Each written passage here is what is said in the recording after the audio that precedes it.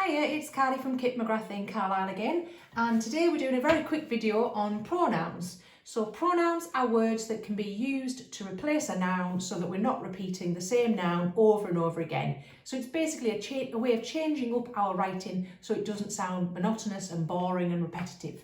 So in this version I have done it without any pronouns, and what I'm going to look at is pointing out where we could have used pronouns, okay? So we've got Sally went to the shop to buy some sweets. The shop sold sweets in quarters, so Sally bought 3 different types. Sally's favourite was sherbet lemons. Sally liked to crunch the sherbet lemons.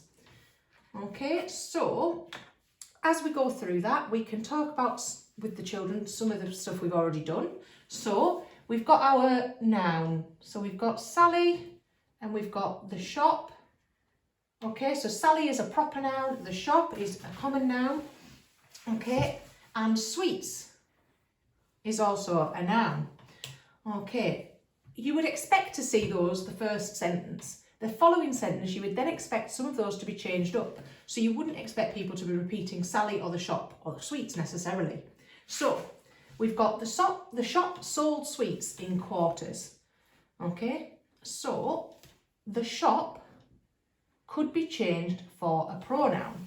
So our pronoun that we could change that one for is likely to be it. Okay, it sold sweets in quarters. You could potentially put they, always with that capital letter because it's still the start of the sentence. So it or they sold sweets in quarters. Probably still going to keep our sweets in there because we can't change everything. Okay, so we'll probably keep sweets in quarters. Now I've just realised that we've missed a comma, so that could be something that we could talk to the children about. So comma in front of any of our conjunctions except for and because. Okay, so the shop sold sweets in quarters, so Sally bought 3 different types. Sally is repetition again of our proper noun, so we could replace that, and the most common ones that we're going to replace a female with would be she or her. So we need to read the sentence. So her bought 3 different types doesn't make sense. So we're going to replace that one with she with a little letter because we are in the middle of a sentence. So she bought 3 different types. Sally's favourites.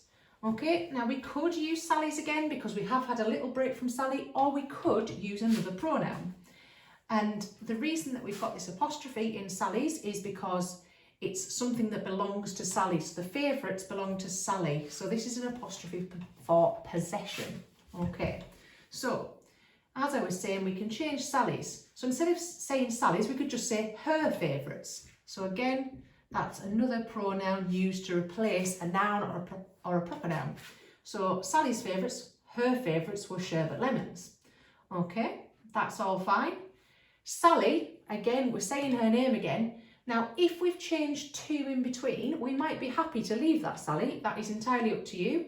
We could just say she again. So that's a question mark, that's up to you. You might be happy to go back to Sally at that point. So she liked to crunch the sherbet lemons. So sherbet lemons are another noun in there, and we've repeated them in very close succession. So in 2 sentences, one after the other. So we're probably not going to say sherbet lemons. At that point, we could have a different pronoun, them.